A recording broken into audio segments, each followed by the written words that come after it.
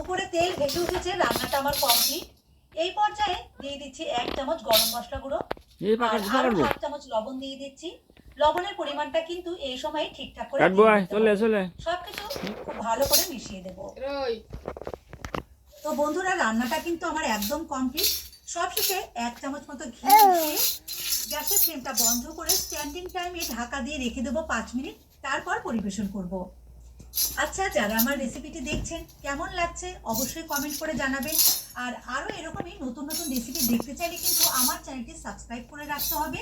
যদি আপনি ইউটিউব থেকে দেখছেন তাহলে অবশ্যই আমার ইউটিউব চ্যানেল আর যদি কিচেন সাবস্ক্রাইব করে রাখবেন, আর রেসিপির নোটিফিকেশন পাওয়ার জন্য পাশে বেল আইকনটি অন করে রাখবেন।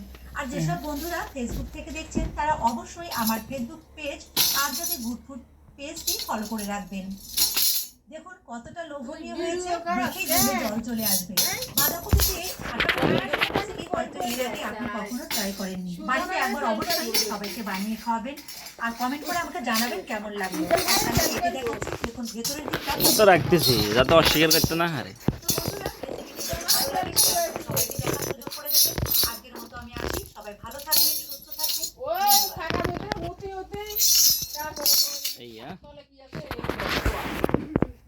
মশার করে লইছে খাইতে বলে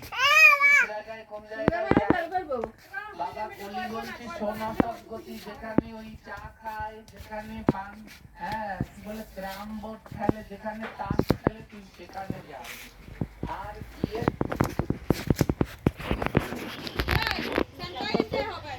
আইস না বাইরে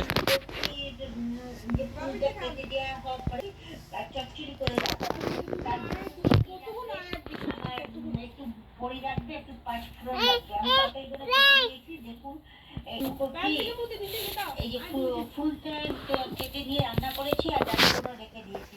এই ডাটা দিয়ে একটু বেগুন দিয়েছি, একটু বিন দিয়েছি, একটু মিষ্টি কুমড়ো দিয়েছি, মিষ্টি আলু দিয়েছি, গোল আলু দিয়েছি, পটল দিয়ে একটু সজনে ডাঁটা আর একটু সয়াবিন। আগে শুকনো কড়াইতে বসে ভেজে নেবো, তাহলে তেল কম লাগবে।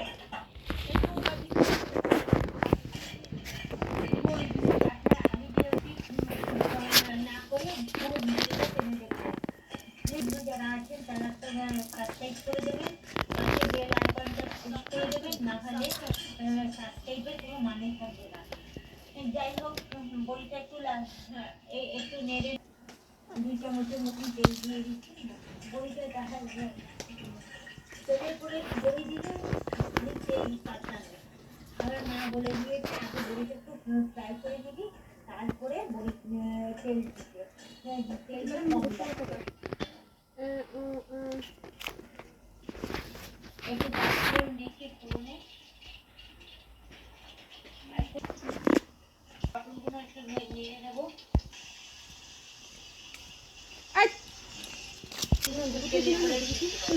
আপনাদের